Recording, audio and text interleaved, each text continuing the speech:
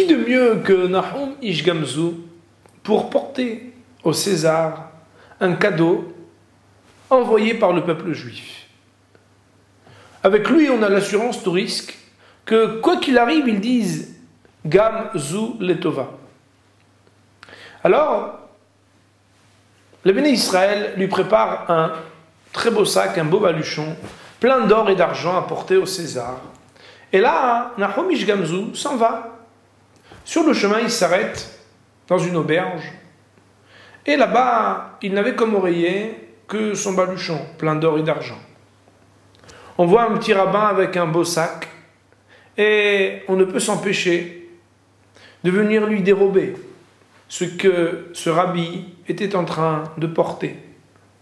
Voilà que donc des non-juifs mal intentionnés lui dérobent son argent et son or, mais pour que le rabbi ne se rende compte de rien, et croyant lui enlever sa bénédiction, on lui remplit de terre et de poussière ce sac pour qu'il soit presque du même poids.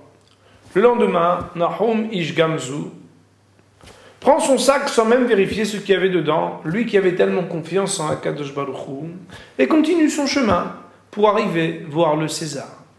Il arrive au palais, et là-bas, on ouvre le paquet pour présenter au César le cadeau du peuple juif. Et là, on cherche, on ouvre, on essaie de se dire que peut-être c'est un peu en dessous de cette poussière, de cette terre qu'on va trouver quelque chose, mais on ne trouve rien d'autre que du sable, de la terre, de la poussière. Incroyable! Tout le monde s'exclame, César, on se moque de toi. Ces juifs veulent te tourner au ridicule. Qu'est-ce que c'est que ça?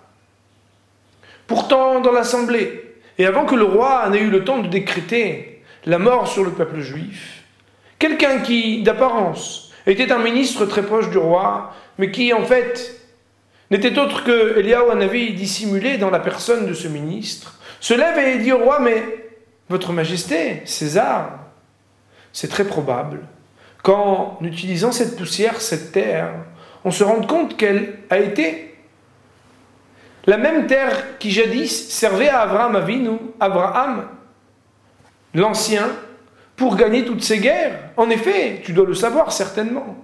Il était une poussière, une terre, qui lorsqu'on la jetait en l'air, en direction des ennemis, se transformait en flèche et abattait tout ce qui était en face. Alors le César, de dire pourquoi pas essayer après tout.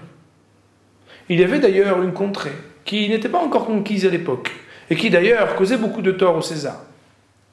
Ils ont pris en effet cette poussière, cette terre, et en la jetant en l'air dans la direction de leurs ennemis, des flèches s'abattent sur les ennemis et permettent à César, enfin et après de longues batailles, en un clin d'œil, de conquérir cette contrée.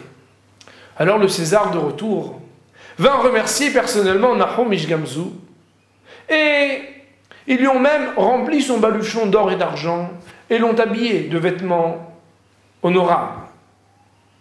Nahum Ish Gamzu, qui avant même cet épisode disait Gamzu Letova, alors qu'on était en train de le menacer de mort, allait prendre exactement le même chemin qu'elle allait.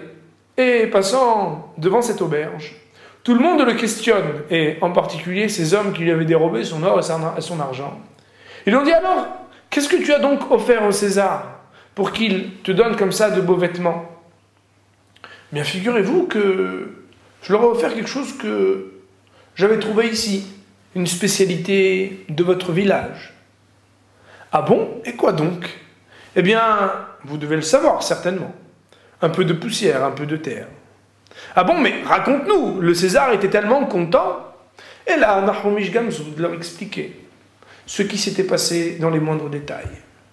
Alors, ces hommes, qui ne pensaient qu'à une chose, c'est ramasser encore un peu d'argent et d'or, et obtenir au moins autant d'égards que les vêtements qui avaient été ceux de Nahum Ish Gamzu par la récompense du César, on remplit chacun des baluchons pleins de terre et de poussière de cette petite contrée, ce petit terrain autour de l'auberge, et ils sont allés eux aussi voir le César. Quand ils arrivent, on présente au César des hommes qui veulent lui offrir un cadeau, mais là, même si ils se prétendaient être les fournisseurs officiels du peuple juif pour la poudre magique d'Avraham Avinu, il n'en fut pas du tout des mêmes miracles. Car voilà que la terre a bien été jetée, mais elle est restée ce qu'elle était.